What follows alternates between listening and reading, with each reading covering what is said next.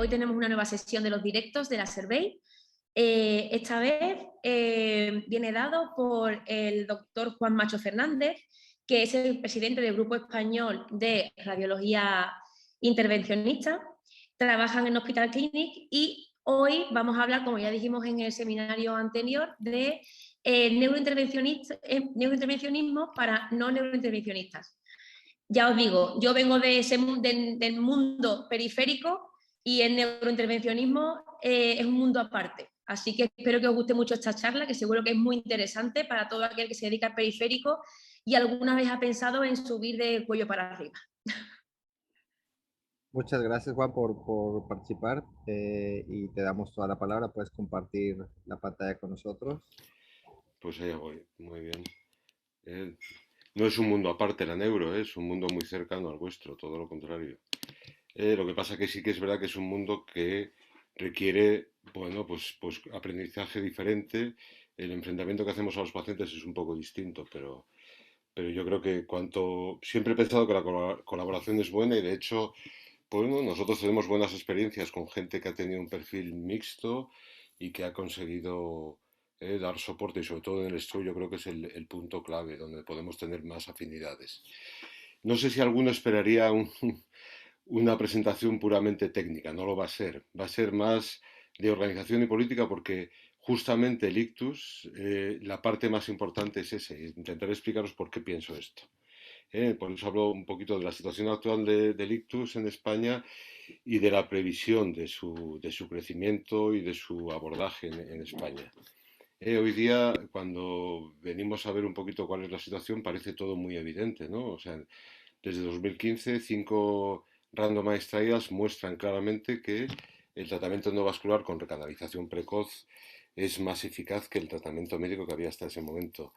Pero el camino no ha sido tan fácil, ¿eh? Y eso me voy a permitir daros un pequeño recuerdo histórico de lo que ha supuesto este hito para la neuro y para la terapia endovascular, puesto que, bueno, como siempre que es necesario, como en este caso, demostrar que una técnica funciona, eh, eh, es una cuerda floja, y aunque luego más adelante se consiga este reconocimiento de la técnica, hay que mantener la tensión y mantener la calidad porque si no, veréis que es fácil que se caiga.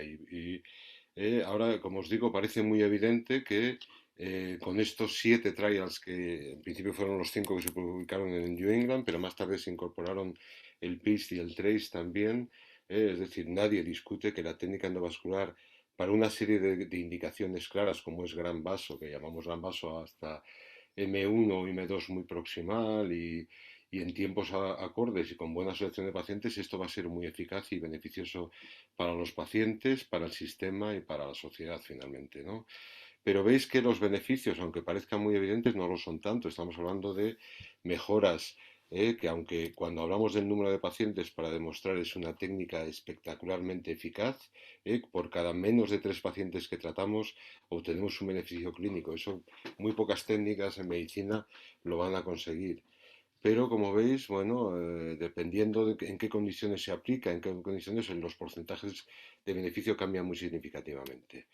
Y esto explica un poquito lo que ocurrió, ¿eh? No hace tanto, 2 años antes del 2015, se intentó demostrar que esto era eficaz y hubo un fracaso absoluto, no solamente con un trial. 3 consecutivos publicados demostraron que no era tan fácil llevar a una técnica a la primera línea como una técnica eficaz.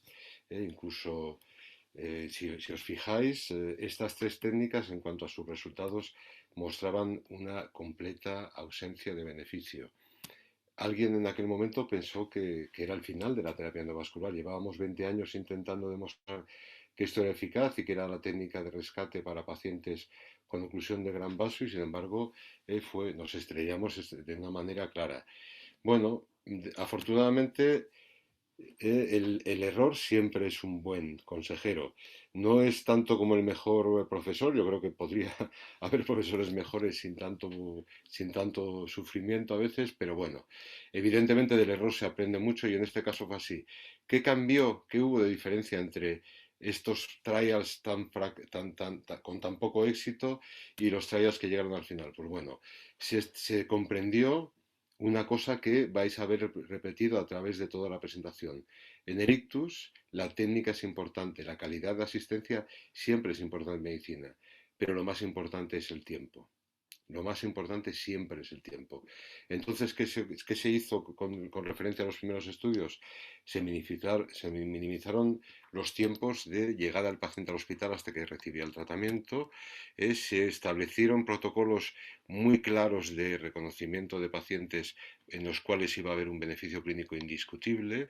Se aplicó claramente, fue una terapia claramente guiada por imagen. Tenemos que demostrar que el vaso está ocluido y tenemos que demostrar que el parénquima es viable antes de meternos a hacer ningún tratamiento. Eso lo comprendimos. Parte de los fracasos de los trials era que, bueno, había una tolerancia a la presentación clínica sin necesidad de imagen. Y esto ya nos viene bien, somos una especialidad basada en la imagen, comprendemos esto muy bien y sabemos qué es lo que tenemos que hacer. Y finalmente el siguiente paso que se requirió es que es una terapia basada en técnicas de recanalización mecánicas. ¿eh? En su caso, de esos 5 trials primeros y de los 2 siguientes, la estrella fue el stent lever, fue un sistema de tracción mecánica basada en los conocidos stents, pero más tarde se han hecho estudios que justifican o que al menos muestran una no inferioridad de la aspiración pura y dura para este tipo de problemas cuando es accesible a este tipo de aspiración simple y a sus combinaciones.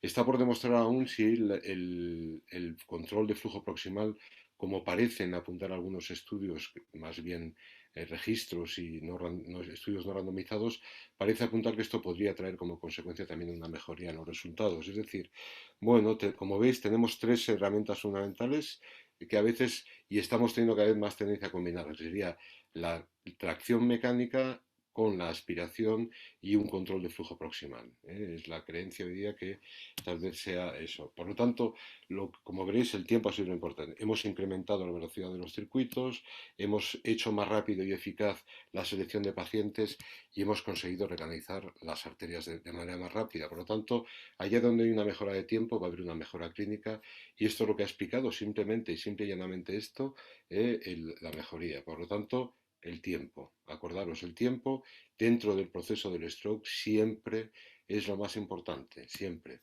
Y eso justificará las conclusiones finales a las que llegaremos. ¿Hay lugar para mejora técnica? Pues siempre la hay, evidentemente. O sea, la recanalización eficaz que considerábamos era en el 71% de los pacientes, cuando se analizaban estos trials, solamente el 71% se había conseguido un TICI2B3, y cuando queremos ir más allá y queremos acercarnos lo máximo posible a la recanalización completa, todavía hay más espacio para una mejora técnica. Por lo tanto, sí que hay que seguir trabajando en esto, sí que hay, pero vuelvo a insistir, lo importante aquí sigue siendo el tiempo. Y las herramientas terapéuticas, como os he dicho, van a ser los sistemas de arrastre, la aspiración y el bloqueo proximal. Recientemente, en las últimas semanas, se ha vuelto a apuntar al carro la fibrinolisis. Era algo que habíamos abandonado, que habíamos ya considerado como algo obsoleto, puesto que fue la primera técnica que aplicamos en vía endovascular. Y un trial que se ha hecho en Cataluña recientemente parece mostrar, un trial randomizado, que el uso complementario tras la recanalización eficaz de fibrinolisis endoarterial podría mejorar los resultados clínicos a 3 meses. Es un solo trial, hay que seguir con ello, pero bueno, sería el cuarto elemento, la cuarta característica a tener en cuenta a la hora de poder buscar una mejora clínica de estos pacientes. Pero yo creo que quiero que hagáis una reflexión, vosotros y todos los que estamos aquí. Es decir, tenemos una serie de herramientas, pero estas herramientas no son nuevas. Si os fijáis, los equipos de angiografía, la capacidad técnica de acceder a la vasculatura intracraneal, las herramientas radiológicas para diagnosticar correctamente a estos pacientes, incluso gran parte de las técnicas que hoy día se aplican para la recanalización mecánica, ya existían. Por lo tanto, lo que no ha cambiado no son las herramientas realmente.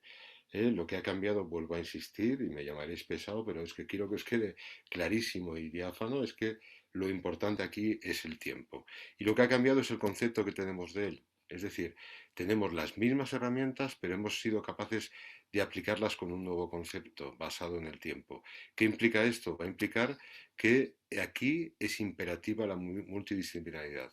Evidentemente, en medicina esto se impone hoy día, se lleva imponiendo años, tiene todo el sentido, pero aquí no es una imposición simple y dura, es que si no, no va a funcionar nada. Si no somos capaces de trabajar en un equipo multidisciplinario, el stroke no va a tratarse adecuadamente y nos caeremos en el fracaso técnico. ¿Eh? Lo siguiente es que todo debe ser protocolizado. Es decir, así como en muchas de las cosas que hacemos hay muchas variantes técnicas y estas te permiten abrirte dentro de ellos, como aquí lo más importante es el tiempo, cualquier protocolización previa de una actuación que te permita ganar segundos en cada gesto te va a permitir tener mejores resultados. Y eso lo tenemos que tener en claro. El momento de actuar no es el momento de tomar una decisión de un cambio de protocolo. Ese cambio de protocolo se debe discutir para implicarlo, para que todo sea siempre rápido, porque como os digo, hay que trabajar en equipo y cuando hay un equipo tiene que haber un protocolo que se siga estrictamente si se quiere ganar tiempo. Y por supuesto todo debe estar coordinado de antemano. Por lo tanto, acordaros, no hemos cambiado las herramientas. En las herramientas que usamos disponemos de ellas desde hace mucho tiempo.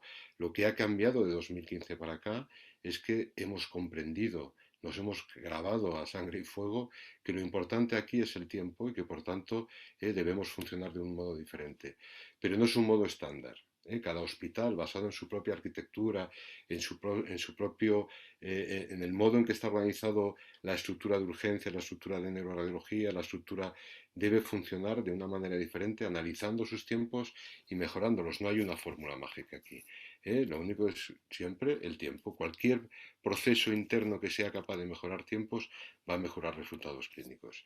¿Y por qué lo tenemos tan claro? Porque estos estudios clínicos, si algo nos han puesto encima de la mesa, es que 30 minutos de reducción en el tiempo para tratar un paciente disminuye su probabilidad de mejora por un 5%. ¿Qué significa esto? Que si tenemos márgenes, ya veis, en algunos casos, depende cómo apliques la técnica, en torno a 10-15%, tu beneficio clínico se puede ver completamente enmascarado por la pérdida de tiempo. Eso acordaros siempre, el tiempo será lo más importante. Y por lo tanto, si queremos hablar de tiempo, tenemos que hablar de circuito de pacientes. Y ya os digo que en el stroke esto es lo más importante. Y cuando uno analiza el circuito de pacientes desde un punto de vista temporal, hay muchísimos hitos en el camino, muchísimos.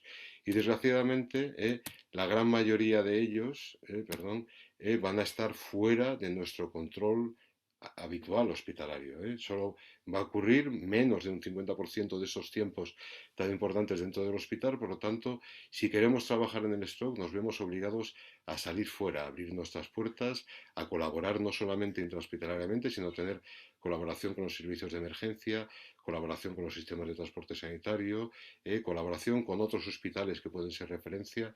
Es decir, bueno, la protocolización, la coordinación, aquí está. Y esos tiempos además es imperativo medirlos porque, como os digo, una relajación que disminuya el tiempo de respuesta, que alargue el tiempo de respuesta al paciente, puede hacer que nuestra técnica tan exitosa, tan prometedora, se vaya por los aires. Eso tenerlo claro. Y como podéis imaginaros, fuera del hospital, esto es complicado. Los tiempos que pueden ocurrir, los retrasos son increíbles. Cuando uno analiza de una manera crítica estas cosas, se queda tan sorprendido. Bueno, no creo que tanto vosotros. Y el objetivo debe ser eh, que el centro que pueda ofrecer una terapia endovascular sea accesible de una manera equitativa a toda la población. En eso hay que trabajar y el ideal sería que lo consiguiéramos. El objetivo que nos marcamos es que todo paciente pueda acceder a una terapia endovascular en 60 minutos como máximo tiempo. Por lo tanto, esto es algo que va a cambiar nuestro modo de enfrentarnos a ictus, que lo hablaremos ahora. Cuando analizamos los tiempos intentando obtener los hitos más importantes dentro de este circuito, va a haber tres tiempos importantes. Evidentemente, el momento en que ocurre el ictus, el tiempo empieza a contar. El segundo va a ser el momento en que obtenemos la imagen de ese paciente, que sería aquel en el cual tenemos el paciente capaz de ser randomizado o categorizado como un verdadero ictus y tomar una decisión terapéutica sobre él. Y el último, el momento que recanalicemos. Entre esos tiempos van a ocurrir muchas cosas. Cuando buscamos una mejora entre el tiempo, entre la obtención de imagen, entre el tiempo que ese paciente sabemos que es realmente un ictus isquémico y que tiene una oclusión de gran vaso, todo lo que acortemos en tiempos ahí va a suponer una mejora clínica para ese paciente particular. Aquí es donde han venido todos los trials que hemos realizado, buscando demostrar que podemos mejorar clínicamente a un paciente mediante una técnica médica. Pero desgraciadamente, si nos quedamos en ese esfuerzo, lo que vamos a aplicar es esta técnica a un muy pequeño y privilegiado grupo de población. Una vez que hemos demostrado esto, debemos ser capaces de buscar incrementar el radio de trombectomía, la cantidad de pacientes que se ven beneficiados, el número de pacientes que puede ser elegible para una técnica. Y para eso debemos trabajar antes de ese momento, debemos trabajar fuera del hospital para que esos tiempos se acorten. Hoy día, ya hablaremos un poquito de esto, va a haber una serie de técnicas y de estudios que lo que intentan es, bueno, bypassear un poquito este tiempo entre el tiempo de la imagen, alargar un poquito más el tiempo para el tratamiento o ser menos selectivos en algunas cosas para poder incluir más pacientes. Pero finalmente, si queremos mejorar y tener un ratio de pacientes adecuado y justo y equitativo en la población, es aquí donde debemos trabajar y a eso nos vamos a dirigir. Me voy a permitir ofreceros un comentario sobre algo que conozco muy bien, ¿no? La implantación de la técnica endovascular en Cataluña, que empezamos a finales de 2008. Esto se inició fundamentalmente en centros de referencia, todos ellos en Barcelona. Veis, Cataluña tiene una dispersión bastante grande de población, se probaron muy diferentes cosas. Lo primero que vimos es que rápidamente lo que sí conseguimos con la implantación del código ictus generalizado y esta posibilidad de ofrecer terapia endovascular, aunque fuera en Barcelona, a distancia de muchos sitios, es que se favoreció enormemente la aplicación de la RTP endovenosa para el ictus. No nos olvidemos que esta era, antes de 2015, la técnica que mejor resultaba para los pacientes, el tratamiento endovenoso con RTPA. Y funciona, es una técnica que funciona para ictus menor y para algunos de los de gran vaso puede llegar a ser eficaz. Evidentemente menos que la terapia endovascular y por lo tanto esta no debe ser retrasada. Por lo tanto, lo que vimos con esta simulación de lo que ocurría en Cataluña, buscando diferentes modos organizativos, no vimos grandes diferencias. Lo único que era evidente es que para aquella población cerca de los centros donde se aplicaba la terapia endovascular, la tasa de recanalización, la tasa de aplicación de la técnica era cercana al 10 por 100.000 habitantes, cuando se caía drásticamente a medida que nos apartábamos del centro de Barcelona. En cuanto había más de 40 minutos de transporte, esa tasa disminuía drásticamente porque el tiempo limitaba la capacidad de ese paciente para ser elegible y cuando nos íbamos más lejos ya era dramático. Nos planteamos una cosa, bueno, podríamos mejorar esto, podríamos hacer esto más equitativo.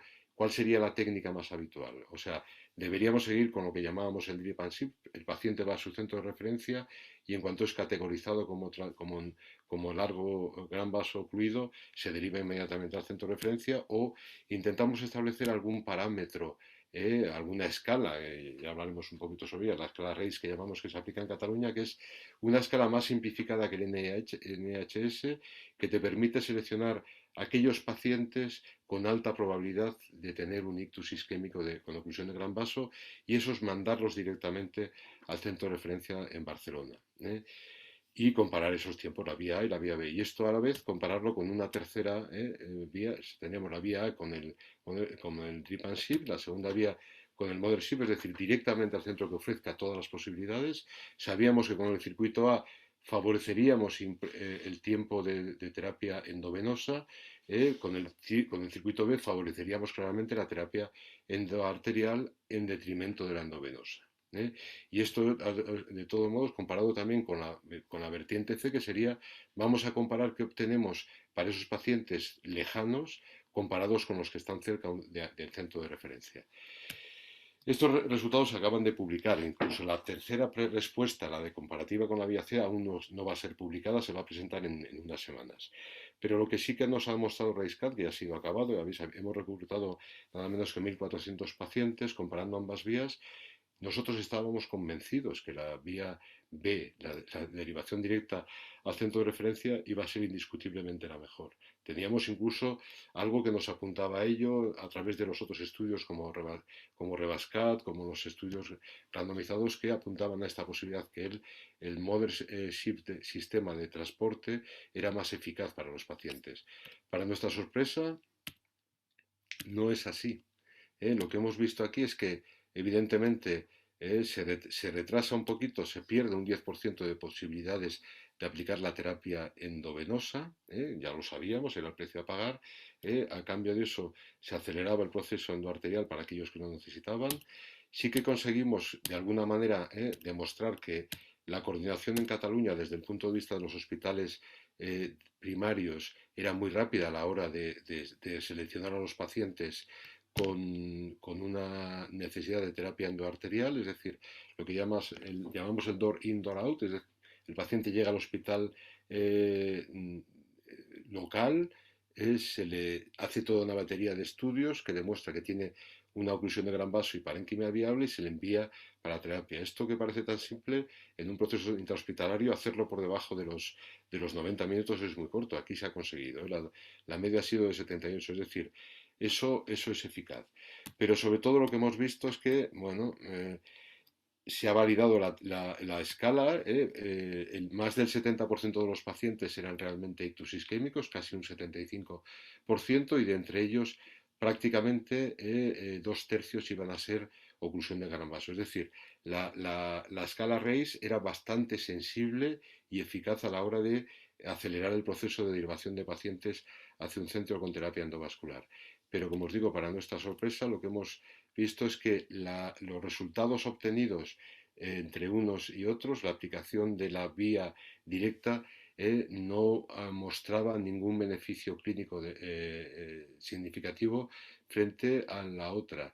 ¿Por qué? Pues simplemente por eso, porque la terapia endovenosa también funciona y esa terapia endovenosa aplicada a un porcentaje de pacientes que no tienen oclusión de gran vaso o aquel porcentaje que permite que ocurra una recanalización durante el traslado, que ocurre en un 15-20% de los casos, enjugaba la ventaja clínica.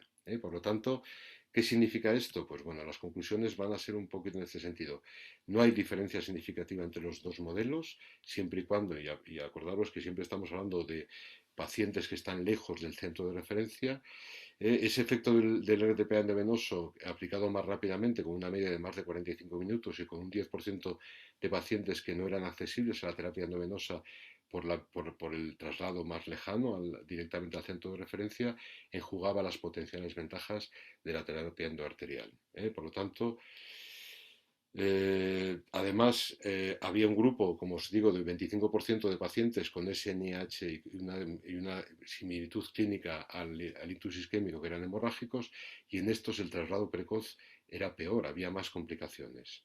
Por lo tanto, la conclusión final, con los resultados que se nos mostrarán y a los que yo los conozco en parte, está claro que lo que hay que intentar es, como os he dicho, que haya menos de 60 y si se puede menos de 45 minutos de distancia entre el lugar del ictus y un centro donde se le pueda aplicar terapia arterial. Por lo tanto, hoy día, cada día parece más claro que la centralización de la actividad de ictus no tiene tanto sentido como pensábamos, y que posiblemente tenga mucho sentido descentralizar esta actividad, aproximarla al paciente, porque de alguna manera lo único que vale aquí, como os he dicho, es el tiempo. Hay curva de aprendizaje, hay una serie de cosas, pero, pero es necesario esa aceleración. No sé qué ha sonado, ¿hay una pregunta o algo? Vamos bien, vale. Vamos a analizar ahora un poquito qué va a ocurrir con el ictus, qué nos preocupa. Nos preocupa una cosa muy importante, que es que justo después de la publicación de los Randomized Trials, empezó a haber análisis. ¿Qué supone esto desde el punto de vista de actividad? ¿Qué nos va a venir encima? Analizando los datos de los años previos, se consideraba que más o menos se estaban haciendo, eran candidatos directos a terapia endovascular entre 3 y 5 por 100.000. De hecho, se hicieron previsiones en las cuales se consideraba dentro del mercado potencial de trombectomía, pues eso, en la gama baja sería el 4%, o sea, 4 ictus tratados endovascularmente por 100.000 habitantes. Es una manera de calcular la actividad que vas a tener por zona, dependiendo de la población que vas a cubrir, y se esperaba que en la gama alta estaría, pues bueno, no lo veo aquí, pero creo que hablábamos del 12, del 14%. No lo veo porque tengo las imágenes, perdón. Bueno, eso se ha cumplido con creces. Veréis que la actividad después de la publicación de los grandes trials en España ha llevado un incremento superior al 30% en todos los últimos años. Tenemos todavía pocos datos fiables del 19 al 22 por culpa del ictus y del COVID y una serie de cosas, pero creo que esa actividad, salvo el año 20, ha seguido aumentando. Por lo tanto, esto sí que venía el tsunami que nos esperábamos, y además nos hemos llevado una sorpresa. Allá donde hay unidades uniprovinciales o sistemas de referencia muy próximos, lo que consiguen no es llegar a un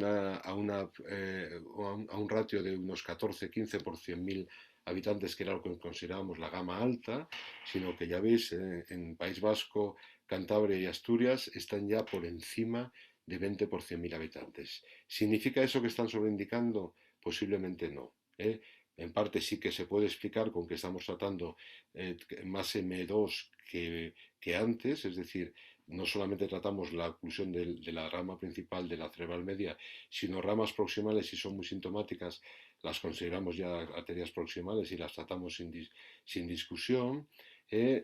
Bueno, empieza a haber una serie de parámetros que nos hacen, pero yo creo que sobre todo son circuitos claros de derivación y proximidad. Estas uniprovinciales como Asturias y Cantabria, la distancia media al centro de referencia hoy día está por debajo de los 45 minutos, conceptualmente, aunque algún paciente vaya más lento, y eso permite que, como hemos visto, la tasa de elegibilidad de pacientes para la terapia endovascular una vez que han sufrido un ictus es mucho más alta que cuando vamos a distancias más largas. Por lo tanto, bueno, ya veis que en cuanto esto se iguale, y normalmente se va a igualar en la gama alta, tendremos mucha más actividad que ahora mismo.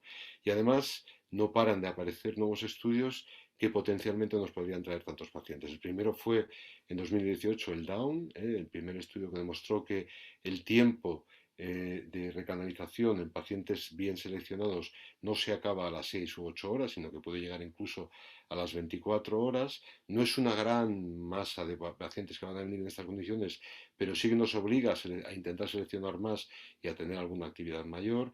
Y hoy día, bueno, a lo largo de este año, ya veis lo corto que es este año, están apareciendo muchos estudios, bueno, que apuntan hacia muchas cosas. El Rescue Japan es el más importante posiblemente en cuanto a esto, que nos muestra que podemos ser un poquito más laxos a la hora de la selección de pacientes por imagen, no tenemos que ser tan restrictivos e igualmente tendremos beneficio clínico. El precio que pagaremos es que tendremos que ser un poquito más eficaces en la apertura de gran vaso, porque si no, ese beneficio clínico se va a jugar, como os digo. El otro es el Choice, el que os comentaba antes, que se ha hecho en Cataluña sobre la terapia endovenosa complementaria, que nos abrirá la puerta a mejores resultados, aparentemente también, debemos estudiar, pero bueno, veis que dentro del stock va habiendo actividad, que intentamos abrir toda esta ventana y que claramente va a haber más actividad. Por lo tanto, esto es lo que va a pasar, es decir, ¿qué debemos buscar siempre? Pues, como os he dicho, en la medida que haya más concienciación social y mejoran los tiempos de acceso al tratamiento, y esto se puede hacer por medidas sociales de concienciación o bien por aproximar la terapia a lugares más lejanos, que es una de las cosas que os vamos a plantear como creo que será futuro próximo. Evidentemente, ya os he dicho, también estamos extendiendo los tiempos más allá de las 6-8 horas que manejábamos al principio, en casos muy seleccionados. Reducimos un poquito los requisitos de selección por imagen, aceptando, hoy día se empieza a aceptar que los aspects 5 o 6 podrían ser incluidos, lo cual al menos relaja un poquito ese estrés a la hora de buscar un paciente buen candidato. Y bueno, hay indicaciones primarias, como os he dicho antes, en cuanto a M2, proximal, incluso más allá, que son los ictus más distales que cada día también están más aceptados. Esto nos hace pensar que vamos a incrementar la actividad claramente, pero quisiera traer vuestra atención sobre algo importante ahora. Antes hablábamos del tiempo, pero claro, el tiempo no es algo relativo, es algo real, que corre. Y por lo tanto, si queremos seguir finos y eficaces en esa, debemos tener una auditoría continua. Es necesario que cualquier centro que vaya a hacer ictus tenga una auditoría, no solamente en criterios de calidad, en criterios de seguridad, de eficacia, sino en medida de tiempo real. Es decir, como os he dicho antes, media hora de retraso de una técnica de tratamiento que si os analizáis vuestra actividad dentro del hospital se pierde de una manera facilísima en cualquier paciente, supondría una pérdida de la oportunidad clínica para tratar a un paciente determinado. Por lo tanto, no podemos relajarnos en eso y alguien que vaya a trabajar en el ictus debe medir sus tiempos, debe conocer qué tiempos está teniendo y si realmente empeora en ellos debe aplicar medidas de corrección inmediatamente, porque si no su resultado no va a ser eficaz. Por lo tanto, llegado a este punto, os anuncio que, claro, yo entiendo, y de hecho así lo hemos entendido, y hace años o sea, conversaciones que hemos tenido, en aquel momento era López Zárraga, el que teníais a la persona que teníais como presidente, y ahora con Mariano Magallanes, espero que sigamos en la misma sintonía y con los mismos acuerdos, decidimos establecer un convenio de colaboración, cuyo objetivo claro era este, es decir, comprendemos que hay lugares de nuestra geografía que hacen recomendable que se aproxime el tratamiento al paciente. Y os digo, esto es lo que nos están confirmando algunos de los últimos estudios que hemos tenido. Por lo tanto, yo creo que esto que hemos empezado en el 2019, cuando aún no teníamos datos, es lo acertado. Es decir, el ictus debe aproximarse más al paciente, posiblemente sea la solución, pero eso no supone que debamos tolerar una pérdida de calidad y por lo tanto el GENI os quiere ofrecer la posibilidad de llegar a un acuerdo si realmente hay condiciones geográficas y demográficas que imponen eso y no existe la posibilidad de tener a alguien plenamente formado desde el GENI. Os brindamos la posibilidad de esa colaboración en aras a obtener un mejor resultado clínico para sus pacientes, para los pacientes, para vuestros pacientes. Evidentemente esto tenéis que comprender que debe ser en un entorno determinado, con unas condiciones, ¿no? Y lo que tenéis que entender es que deberíais tener una conversación, un acuerdo, una coordinación con la unidad de neuroradiología que hasta ahora atendía esos ictus, que permita que sigáis protocolos parecidos, que podáis tener una auditoría en términos comparables que demuestre el beneficio claro que yo creo que tendrá ese paciente de quedarse en vuestro centro para esa patología y sobre todo lo que claramente es que tiene que haber una formación. Esa formación os la tiene que aportar ese centro de referencia o si no es posible lo estructuraríamos dentro del GENI. Las condiciones son muy claras, es decir, tiene que darse esas condiciones demográficas que justifiquen la necesidad clínica de establecer ese tratamiento en ese lugar. Tiene que haber algo que aporte un soporte clínico a ese paciente, unidad de ictus o algo equivalente, o un proyecto claro por parte de un neurólogo vascular en vuestro área. Tenéis que tener un acuerdo con el centro de referencia al que ahora iban esos ictus. Exclusivamente será para el ictus isquémico. Realmente tenéis que comprender que, así como para el ictus isquémico está claro y yo creo que estamos demostrando claramente que merece la pena el esfuerzo de aproximar el tratamiento al paciente, con el ictus hemorrágico es todo lo contrario. Y estamos teniendo problemas, ya no solamente, incluso dentro de nuestra sociedad, lo que está ocurriendo es que hay demasiada oferta para ictus hemorrágico, cuando realmente ahí sí que hay curva de aprendizaje, sí que es complicado llegar a una excelencia en la atención y eso nos está haciendo perder actividad. Es decir, neurocirugía está resurgiendo en los aneurismas sorprendentemente de sus cenizas, en parte porque estamos ofreciendo menor calidad en la atención que ofrecemos a nuestros pacientes con patología hemorrágica y eso hace que evidentemente haya problemas.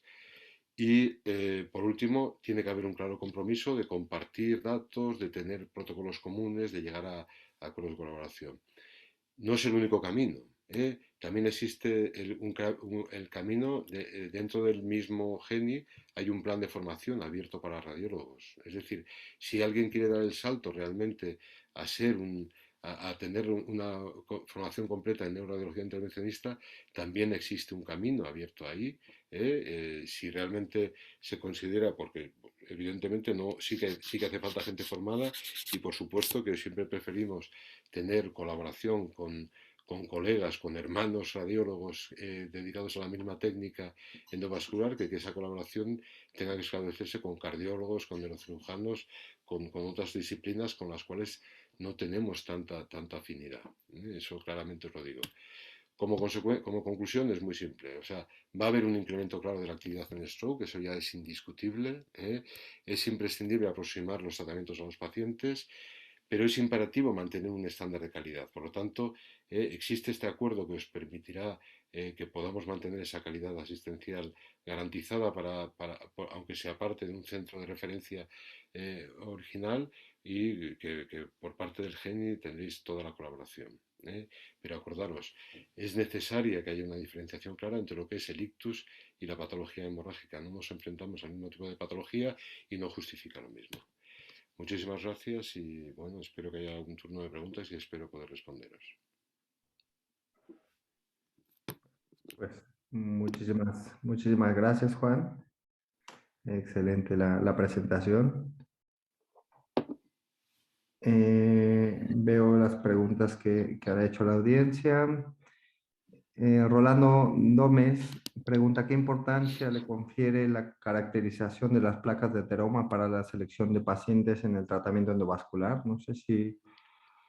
Bueno, la caracterización de la placa no tiene ninguna trascendencia en este caso agudo. Es decir, la caracterización de la placa podría tenerlo en el tratamiento subagudo de una estenosis carotidia. En la fase aguda realmente no es el momento. Ya os digo, es mucho más importante el tiempo y obtener una recaracterización eficaz arriba que caracterizar una placa.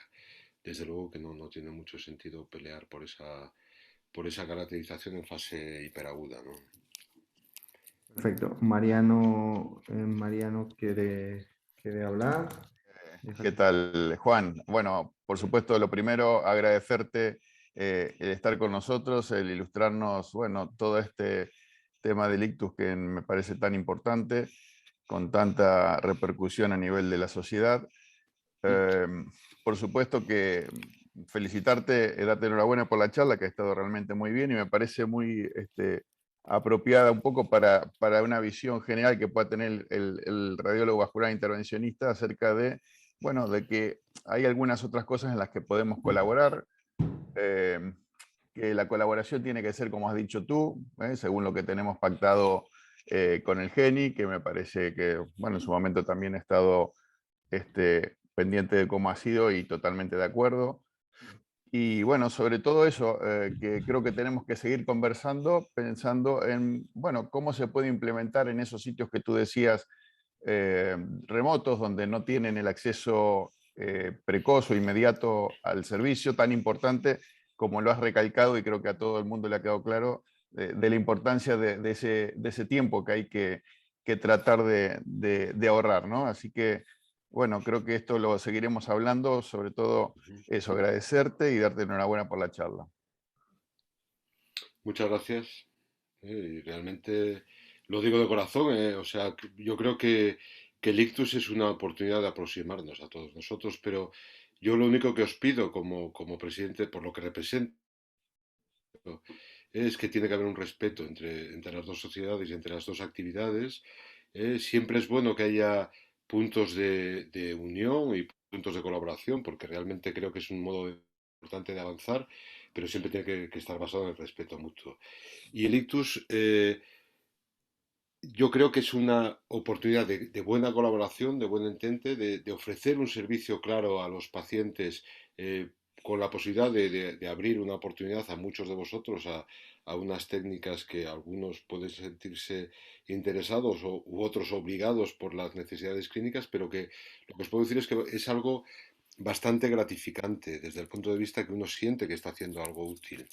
Pero os digo lo mismo, es muy importante que diferenciemos claramente el objetivo de la colaboración. Una cosa es ofrecer una asistencia clínica a distancia en lugares donde estáis presentes y podéis ofrecerla y para el paciente es claramente mejor eso que otra cosa y otra cosa es que de alguna manera suponga la suplantación de un conocimiento y de una actividad que puede perfectamente ser derivada y que debe ser derivada como la patología hemorrágica. Yo creo que eso no solamente es una cuestión de respeto profesional, sino que también es una cuestión de realidad clínica y de buscar la excelencia en la atención. Totalmente de acuerdo, Juan, totalmente de acuerdo y en esa línea iremos, tal cual lo dices. De acuerdo, pues ahí nos tendréis con la mano tendida y con toda la voluntad de colaborar. Perfecto, muchas gracias. Juan, otra pregunta de Guillermo García. Con resultados clínicos aceptables, en tu experiencia, ¿cuál es el máximo de horas que hemos tratado a algún paciente? Indiscutiblemente ha habido pacientes tratados hasta las 24 horas, pero eso va a depender de las circunstancias personales de ese paciente, ¿eh? Eso es la anécdota que nos va a llevar. Yo quiero decir que estos estudios lo que nos están ofreciendo de alguna manera es que hay determinados pacientes que por su potencial de circulación colateral podrían ser tratados eficazmente con más tiempo, pero en el fondo no deben. Incluso en esos pacientes tratados en antes de 8 horas, en antes de 5 horas, tendríamos mejores resultados. ¿Eh? Por lo tanto, eso lo único que nos sirve en estos estudios es decir, bueno, debemos analizar tardíamente aquellos pacientes que nos llegan, es decir, no podemos excluirlo directamente porque llegue más allá de 8 horas. Pero no debe ser tomado como decir, bueno, ahora ya no tenemos solo 8 horas para tratar, sino que aunque tenemos 24 horas, vamos a tomarlo con calma. Ese sería el grandísimo error que podría ocurrir. Porque ese mismo paciente que puede estar bien a 24 horas tras tratarse endovascularmente, te repito, si lo tratamos en 4 horas va a tener mejor resultado clínico. Pero sí, indiscutiblemente te puedo decir que hemos tratado pacientes y se han tratado pacientes más allá de las 24 horas si cumplen los requisitos de imagen adecuado, es decir, tienen un parénquima viable, no hay infarto, estos pacientes hasta más allá de las 24 horas indiscutiblemente va a haber algún paciente que se va a beneficiar. Perfecto. Pues muchas gracias, Juan. Yo también estoy completamente de acuerdo y por eso era tan importante presentar este tema en estas sesiones de la sociedad. Creo que es una oportunidad también, como tú lo has mencionado, para darle mayor vista a nuestra especialidad, no solo la separación esto de neuro y body. Yo creo que es una oportunidad también para poder trabajar en conjunto, aunque sea con esta patología, porque va a haber muchos hospitales que así lo requieran. Creces mucho en el conocer distintos materiales, distintas técnicas, no solo para tratar el ictus, sino también eso te puede ayudar para tratar pacientes de body. Y también a lo mejor es una oportunidad para cambiar incluso la formación, ¿no? Que eso ya en el clinic tú lo empezaste a hacer, de hacer un perfil mixto, gente que se dedica a body, porque a lo mejor es donde hay mayor actividad en números, pero que sea capaz de resolver un ictus en caso de que así lo requieran las guardias. Pues yo te agradezco nuevamente en nombre de todos tu participación aquí y me parece que ya no hay más preguntas. Este video estará colgado en nuestra página de YouTube, en el canal de YouTube de la Servei. Y bueno, muchas gracias a todos también por atender a este en directo. Bueno, pues eso, lo dicho, un placer, saludos a todos y agradecido por esto y sobre todo por dejarme hablar y presentaros nuestras opciones de colaboración. Muy bien. Perfecto. Muchas gracias, Hasta Juan. luego. Hasta luego. Gracias. Adiós a Adiós, todos. adiós.